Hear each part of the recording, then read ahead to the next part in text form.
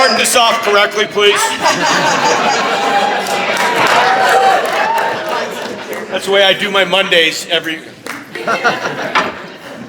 Oh, this one's gonna be fun. How you doing, Guy Fieri? I went and saw a great concert last night at Red Rock. Nice. It was awesome. Which one was it? Who was at Red Rocks? I forget me. That's a sign of a good evening. No, James Taylor, and I've never seen him. And you love all those songs and how they make you feel. And my mom's with me, and my wife and my son, and so we all went and did it. And it was just such a cool experience to sit there and hear all those songs that you grew up on, and then to see his energy. And he's a funny dude. I mean, every time between the songs, he had a little something funny, to go over. But what a cool guy. Excellent. Well, So thank you for having me, by the way. Yeah. Thank you.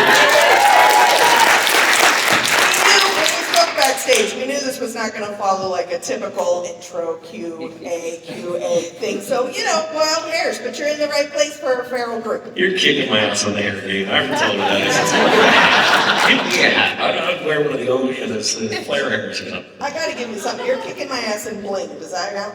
Well, I don't know. I think I'm running a close second, but I'm very This is a really cool thing you guys are doing, by the way. I think this is, I'm such a fan of our industry, and looking at the friendship and the admiration and the cross-pollination and connection, so like big words I can't spell, but watching what you're all doing and what you're setting, the standards that you're setting for our industry is so great, and I really appreciate you guys taking the time to do this and come together, and really appreciate the invite. We need more of this in our industry. Absolutely.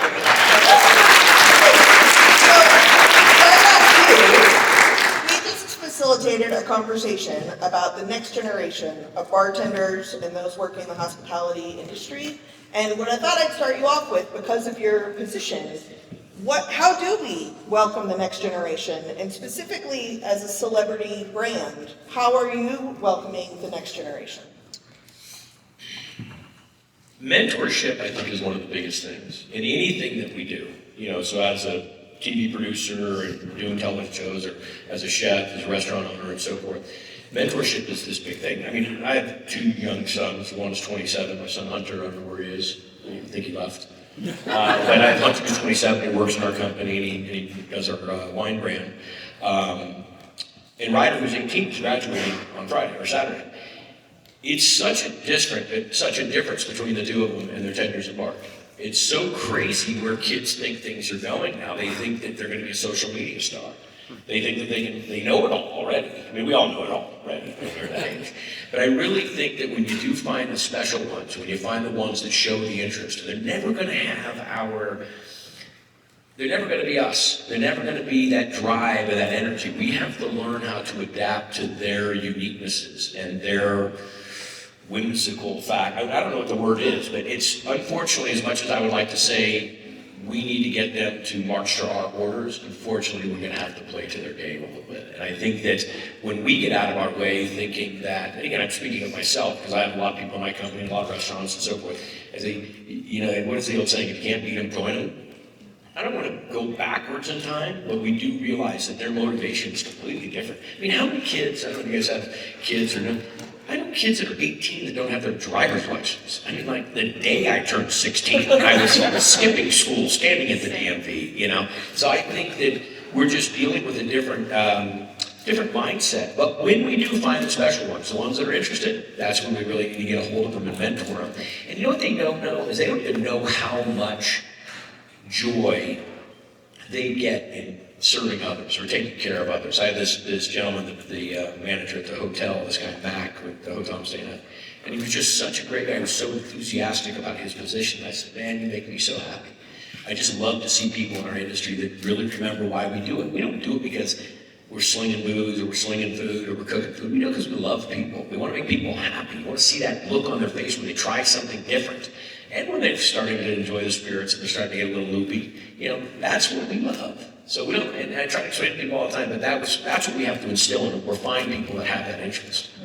Well, and segueing from younger people, children, there are people in this audience that may identify as younger people or children who are building their own personal brands. So can you share a little bit for them who are building their personal brands about the challenges that you've learned as you have built up what Guy Fieri means to the rest of the world while still balancing out. I find you to be a very humble, vulnerable person, and frankly, I think it's actually saved your brand through a lot of roller coaster turns. So can you share a little bit about that as people are building up their brands? Well, thank you, and that is, we come from the same area, by the way. I'm from Humboldt, I'm from Northern California. You guys ever heard of Humboldt? Yeah.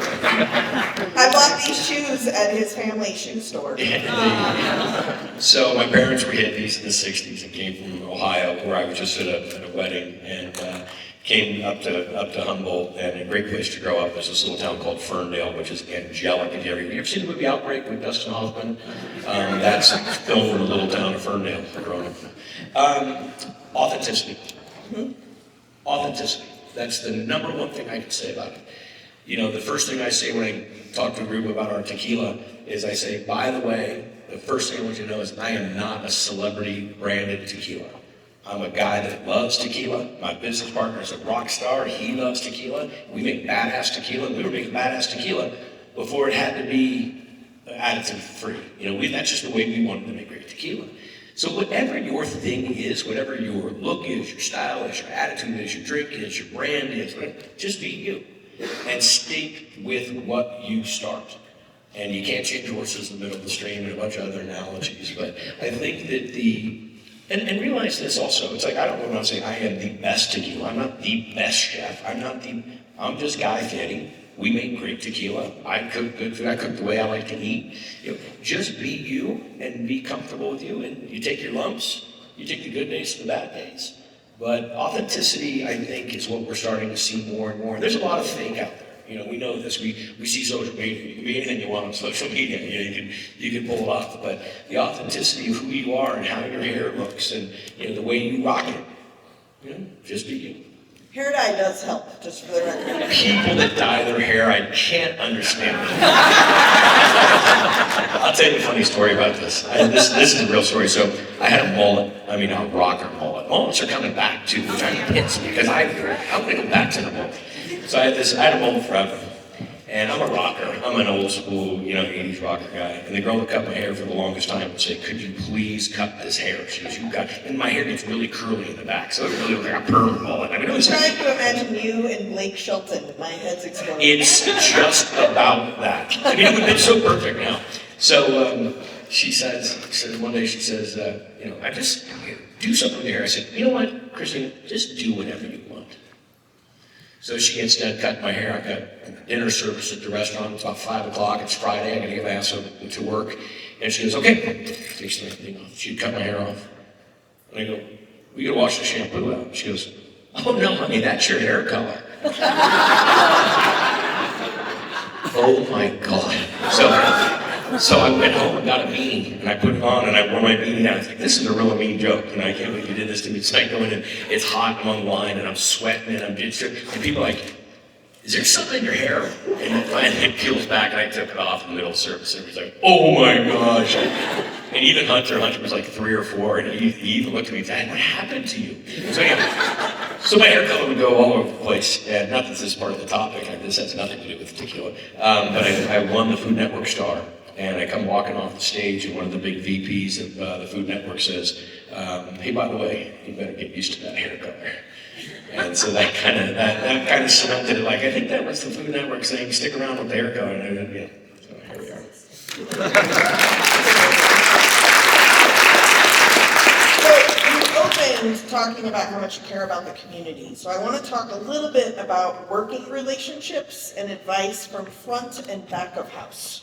I'm guessing you have some suggestions on building those relationships so that they're functional, maybe less toxic, and possibly even productive. One of the things that I do anytime we open a restaurant is I cross-train my management team to do both jobs. They have to work the front house back. I started as a dishwasher. I mean, I hated it. It was the worst job.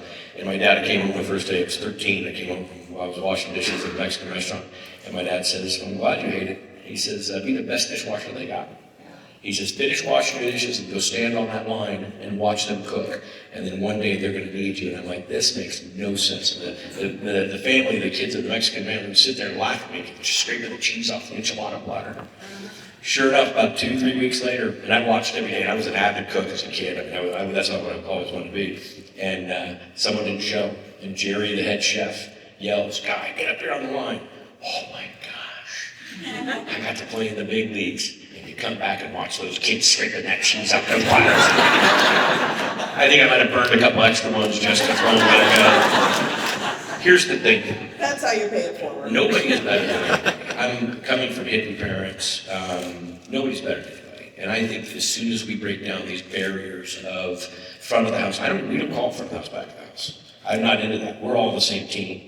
And I believe that doing things outside of work or doing things that aren't so work-oriented and giving the teams a chance to work together, one of the things that I do not allow is I do not allow hey amigo, hey buddy. If you don't know their names, find out their names and call them by their names. There's nothing more disrespectful in the world. And that goes both ways. Okay, language barriers are a real thing, but the reality of it is we can get through this. But that's the beginning step, I think. Respect. Your name is your badge. That is your honor. I hate whenever I sign an autograph for somebody and they have an interesting spelling. Is it one L or two L's? And people look at me and go, "Thank you. That means a lot." You know, I have a weird last name. Everybody screws it up. Gus Ferrari. You know. You want to hear Gus first? Go for it. So, speaking of names, just in case your brand people are watching. Okay, go ahead. So, I was just making sure you kept an eye on it. So, I'm in Georgia. We're shooting Triple D, Diners, Drive-Ins, and Dives. I'm going to show you the Food Network. Never We just hit our 500th episode. Wow. 17 years. Congratulations. So we're in Georgia, we're shooting in this little small town, and we're sitting actually in the diner having a production meeting with all of our camera guys, and we're sitting there at this big round table with the producers. And there's these two ladies sitting across the aisle from us in a little two-top booth. And they're older, and, you know, they're very loud. They're very southern accent. And they're going back and forth loud enough that I can hear them. And they're telling each other who knows more about me. Just well, I know everything there is to know about him. I know his wife's name is Lori. They got Rottweiler dogs. And the other one says, well, they got a little baby boy named Ryder. You know, go back and forth. Bad accent, I'm sorry. My mom was They go back and forth, and this goes on for about 15 minutes. Loud enough that, of course, we know what to do. And finally, the one lady who's a little bit more dominant in the conversation gets up, and she grabs her packed leather purse, and she's pissed. She gets up, well, God damn it, Agnes, I'm going to tell you, I'm his #1 fan. I know everything there is to know about Gus Ferrari. Gus Ferrari. So my alias, a lot of different second hotels is Gus Ferrari. For the record, I'm not fancy enough to need an alias, but similarly, I'm Jennifer Pettigrew. So close, excellent. All right, well, part of, I think the reason why, for lack of better words, America, in and out of the industry, have fallen in love with you is because you care about the community. You've mentioned authenticity, I mentioned vulnerability, but I think there's a combination there that is connected to your foundation work that you've done. Do you want to talk a little bit about what you did pre-COVID, during COVID, and what you are still doing? Because it wasn't a fad. It really seems like a main motivation for you, so I want to give you a chance to highlight that. Well, thank you. We're coming from Humboldt, where we're both from. That's what you're raised in. You're raised in community. You're raised in. I think that's why I love the restaurant industry so much. Is when you're in the industry, when you work in this business, everybody helps everybody. Most people. You have those couple people that don't. You kind of got to weed them out. You know, it's like, oh God, I got to work with this person again. You know, they don't do their side work, or I'm carrying their ass the entire time on the line, whatever it might be. But the reality of it is, for the most part, those of us that do this industry do it because we love camaraderie. We like being in teams. When you get the opportunity to do what we do, and you get the opportunity to help people, we do that in our industry. That's what we're about. Well, we can just flex it and do it a little bit bigger. And so not everybody has the money. Everybody has the time. Most folks have the influence or the connection or the ability. Just pick what facet you want to come at it with and apply it. So for me, having a lot of things come my way, I try to take that and shine the light on other people. So one I did for our industry when COVID hit, I remember getting the call from a buddy of mine at the Capitol, and said, we're going to be closing all the restaurants in California. And I'm like, shh, I know what that means. I got my buddies that have restaurants that are full of food. The walk-ins are full of food. I got people that are counting on that paycheck this weekend, or those tips this weekend. I got people that are going to just, because we all know we live paycheck to paycheck in this business, and this is going to be devastating. So I called my dad and I told my dad that this was happening, and I said I'm going to go and buy $50,000 in gift certificates from all the restaurants in town and give them to the homeless shelter. I said then people can eat and the restaurants can have some money in their pocket because I know they're going to need this. And he calls me back and he says, well, that's just our town. What are you going to do about the state? I said, so I called my team. I said, how much can I put on that American Express Black Card? How many gift certificates can we buy? So I called the Restaurant Association of California, I'm good friends with the president, and I said, this is what I'm going to do. He said, that's great. Let me get my head around it. My dad called me back and he says, you go to restaurants all over the world or all over the country. He says, what are you going to do about the country? And I said, okay. Thanks. And within the course of an hour, I went from $50,000 in gift. So I called my attorney that does my restaurant deals, and I said, you have the connection to the biggest players in the business, and I want their email addresses because I'm going to send them a message. And he says, what are you going to do? And all of a sudden, everybody starts calling me on my team, like, okay, don't go off the hook. You're going to get me. I know you're fired up and you're pissed, but don't, let's not do this the wrong way. And I said, no, I'm going to send them all a video message. So I made an individual message to 43 CFOs, CEOs, or COOs, or whatever they were, Jeff Bezos. That's your air conditioning. That's your AC. No, that's Haunted. One or the other. That's how powerful you are. And then there was air. So I'm making these videos. I have this dry erase board in my kitchen, and I'm writing down the information about each one of the businesses. I was going to break into rap. So I made these videos and I sent them off. And to each one, Pepsi to Coke to Uber Eats to Tito's Vodka to you name it, I made a video. To anybody I could get the name of. And my wife's looking at me and my dad said, what are you trying to do? And I said, I'm going to raise $100 million for the restaurant industry. We're going to give that money to all the workers because there's a lot of workers that didn't get any support because they're not legal. And we know that's a reality in our industry, and the government looks the other way, and it's complete fucking bullshit. Pardon my language. It's complete bullshit. They take the taxes. They take taxes from people, and they don't give them the support when the unemployment happens, and that's just completely wrong, in my opinion. So.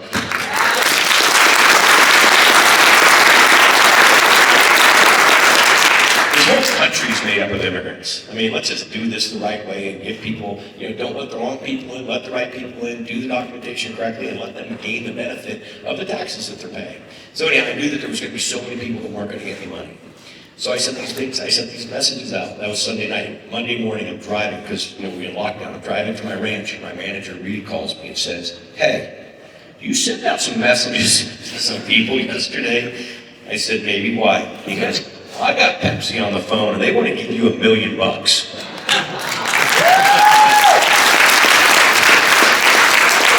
mean, I'm not kidding you. Even today, it gives me goosebumps, and I was welled up with tears. I pulled over and they were all in this conference call and they're like, so exactly what are you going to do with this money? And I said, I'm going to give it to the restaurant workers.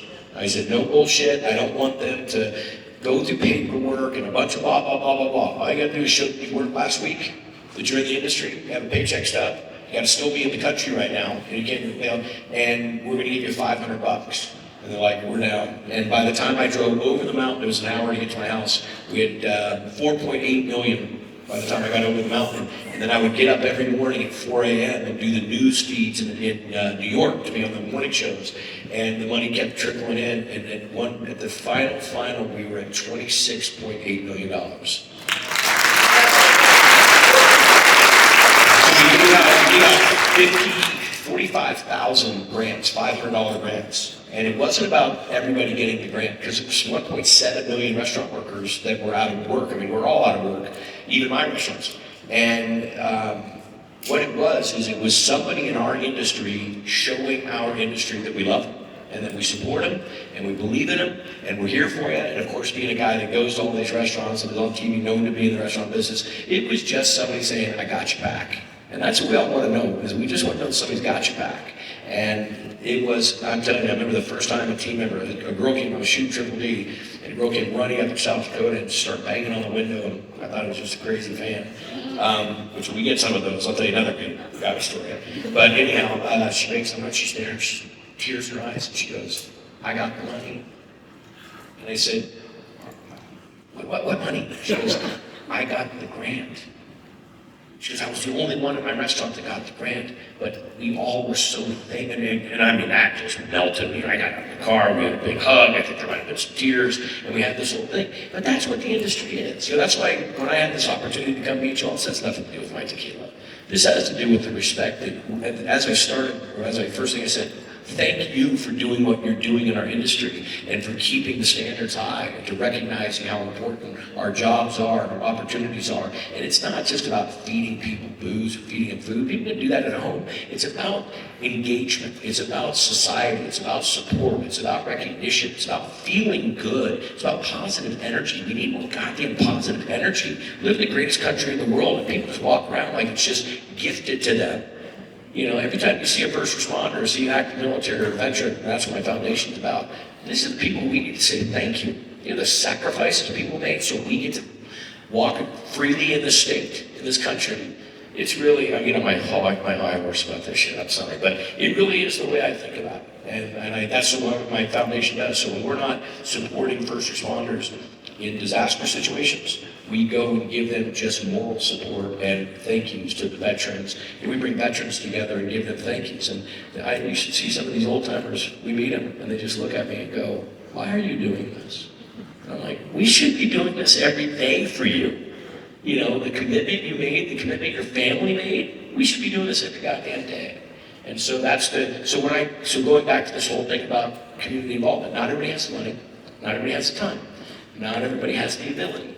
But the thing is, you have something. Take whatever you have and apply it. And I try to make an opportunity through our foundation of giving people a place that they can go and apply their love and their effort and their support to first responders, to veterans, and active military. That's great. And you're still doing that. This is the piece I think is really important. And again, it goes back to vulnerability and authenticity, is that you didn't stop when COVID, quote, was over. I don't know if that's happened everywhere. But you're still committed to what you were committed before it was trendy.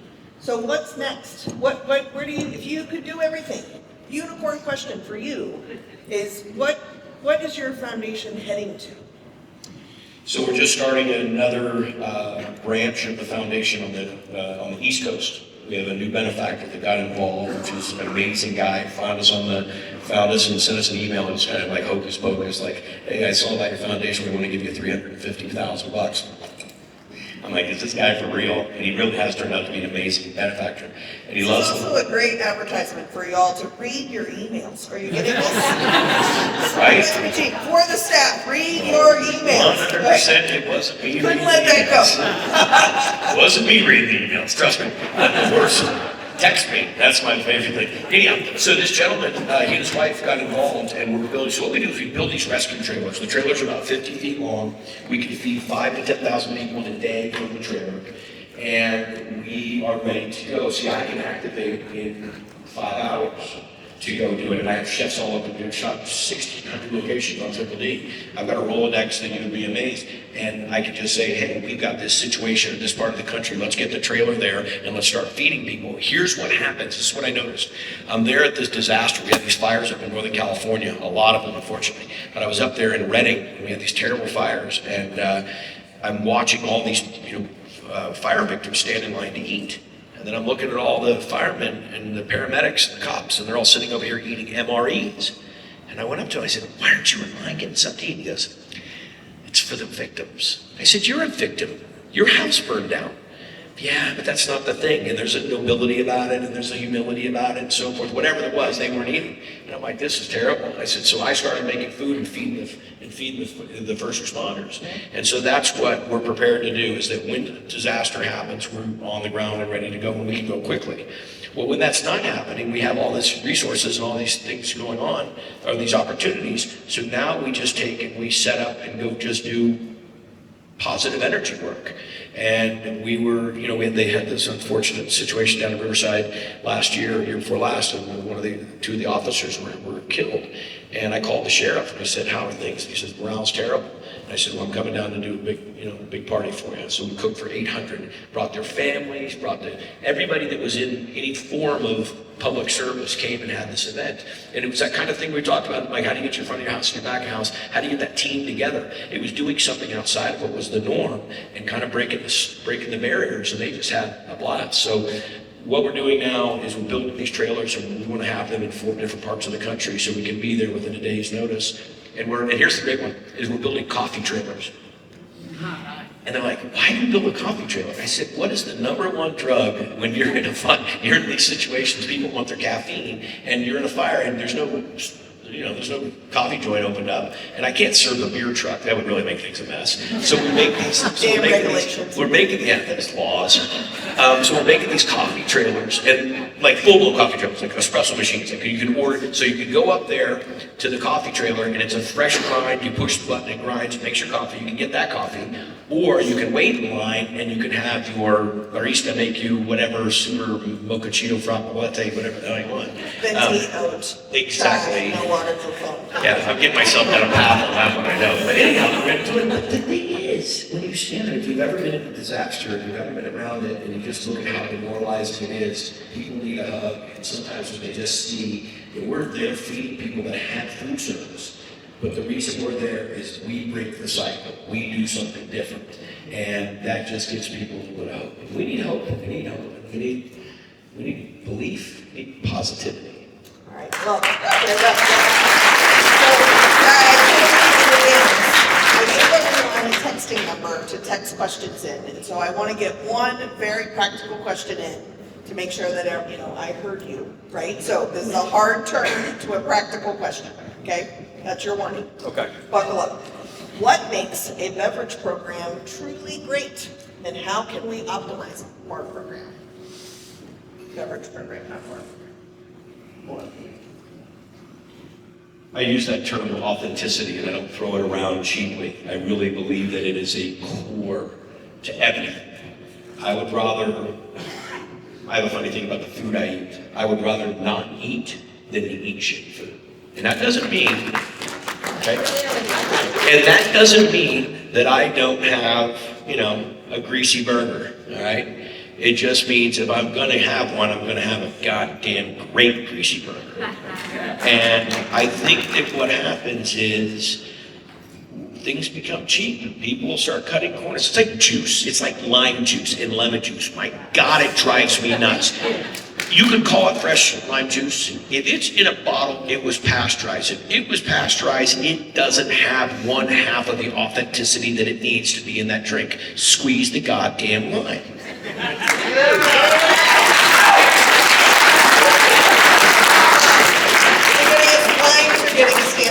It's just, but here's the thing. Here's the thing that I really try to express to all my bartenders and anybody that is in this industry. If the guest comes in every time and has the chicken Caesar salad, when they don't feel like having the chicken Caesar salad, they don't come in. You got to diversify their portfolio. One of my favorite things is when a bartender will say to me, I'll order a vodka soda, and they'll say, can I recommend? And I'm like, okay, let's do this. And that to me is them playing me an album I wasn't probably going to listen to. Okay, and that's some of the greatest thing about music is that when you have a friend that plays you something, you're like, who the hell's this? Have you guys heard Manskin? Have you guys heard this group from Italy? Yes. Oh. Eurovision, yes. They're crazy. This guy, the whole story about him, I don't know if you read about it, but that's the thing is I love it, but I'm also a Rage Against the Machine fan. All right, so I got Manskin playing, I got Rage Against the Machine, and a Willie Nelson guy, and I love Enya, and I was at James Taylor last night. We have to diversify their portfolio of cocktails and take them on that journey. Don't take it too far. I don't know if we should be, jamming Fernet and everybody. I'm a Fernet machine, by the way. But I think that we need to. There's a bottle of Fernet in every fridge I own. I'm telling you, we have. I got a Fernet lover back there. Thank you. Not Menta though. Okay, just keep your Menta. Jesus. You know what? I've got roller skates on. I've got safety bats. But I'll tell you, I really think to take people down that journey and explaining to them what you're doing, your chefs. Oh gosh, I'm going to tell you this right now. I don't know if I should tell you. I do a show, I produce 8 shows on Food Network. And I got into producing because once you do it, once you're in TV and you realize all the potholes and all the bullshit, so I competition is so important to me. I just couldn't handle people doing fake competitions and so forth. And so I said, no, I'm going to build the best competition. So I built Tournament of Champions. It took me 3 years to sell that show. But it was the first show ever that had blind tasting. It was the first show that had blind tasting. And everybody said, blind tasting will not work. And I said, I'll tell you how it will work, because I'll have an ambassador there explaining the food.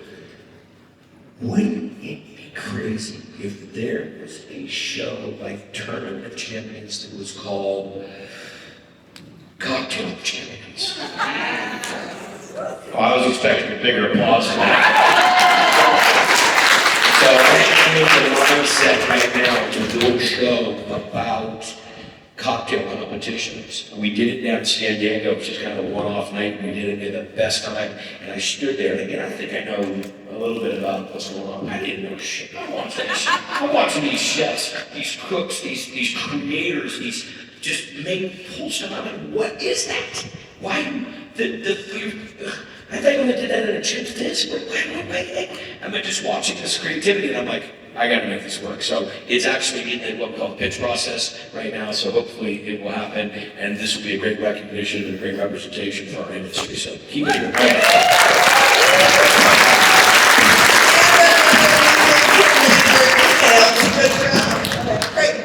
I think there's AC and a baseline is what's happening. Fantastic. It's all going to come together one time. The kazoos will be broken out. All right, so. By the way, I'd like you guys some really cool gifts.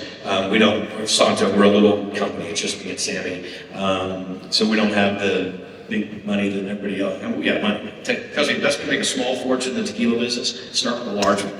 It takes some money to just go, but write these really cool now jeans that look like our bottles. So I was just upstairs signing it for you, so we'll be handing it out to you. I want to give you a little thank you for asking us.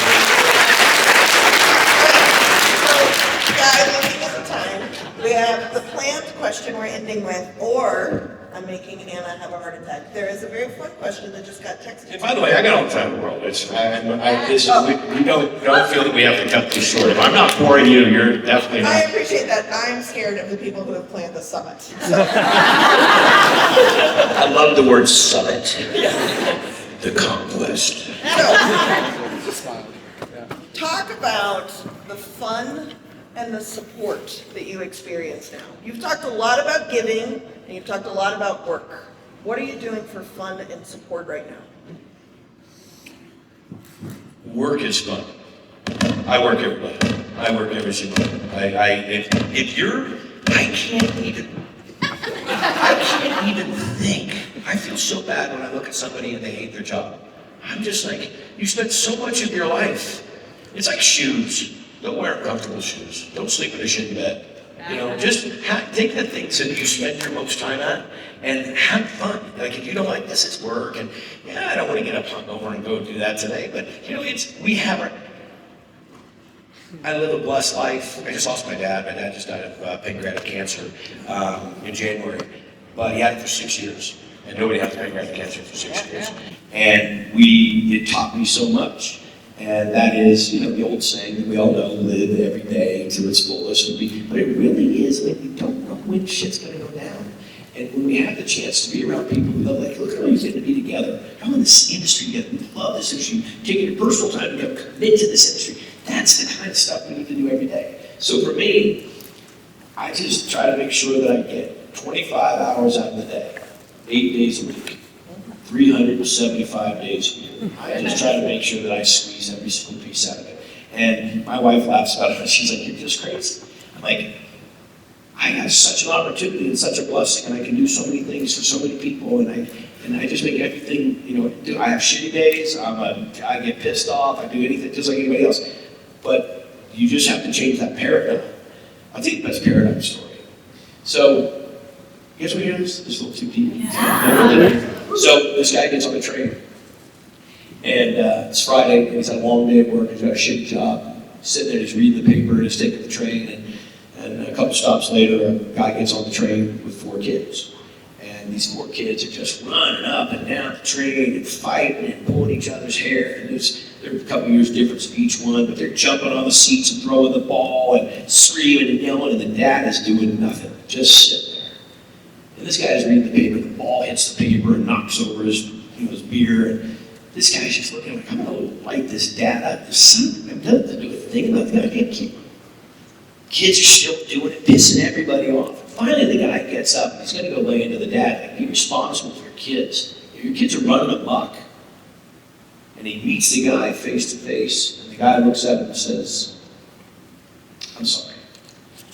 I know my kids are misbehaving. He said, their mom's in the hospital. She has cancer, and we've been there all week. And this is the first time that we've left. We're going to see the dog, and the kids are pretty wound up. And I should have stopped him because I'm just shocked. I'm just emotional. So when I told you the story, the kids were little shits, and the dad was a nobody, and the business guy was the right guy. And then all of a sudden, it's the same story. It's just the paradigm changes. And so often what happens is we take things at one look, and we make our opinion and make our decision and make our direction. And if we just sometimes step out of that and go right over here and look at it this way, we might see things a little bit differently. And so I try to do paradigm shift all the time with myself. God damn, I know it all, right? And I do that paradigm shift, and I have to look at it and be accepting of the fact that maybe I don't know it all, maybe I'm not right all the time. And that, to me, has been such one of the biggest things that has affected my career, my life, my relationships, my businesses, all that kind of stuff. It's just giving myself a chance to have a paradigm change. And then, so that I follow.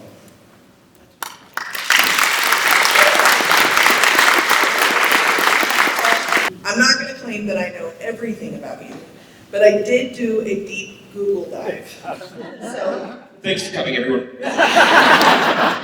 on behalf of the USBG, I wanted to give you a collection of a yellow car for you in your collection. It's not a real car. In case you're interested, that's not outside. It's a Hot Wheel.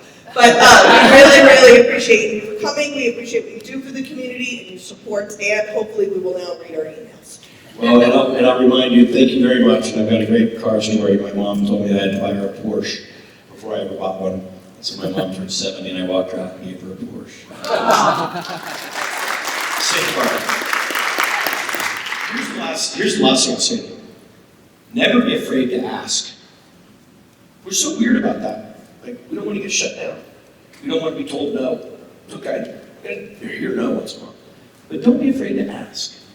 And there's so many people in here that are your daisy chain of opportunity to making your brand work, or your recipe work, or your business work, or your website, or your social media work. Ask.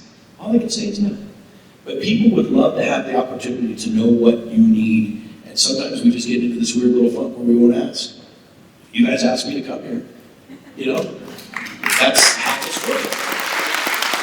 I get to do these events. I go to speaking events. And this event here, I came to do this because I love my industry and I love people that are supporting our industry. And it was just an ask. So don't be afraid to just ask. It's like, what do they say in Patrick Swayze, Roadhouse, be nice. Until I tell you when it's time not to be nice. All right? Thank you very much for having me, guys.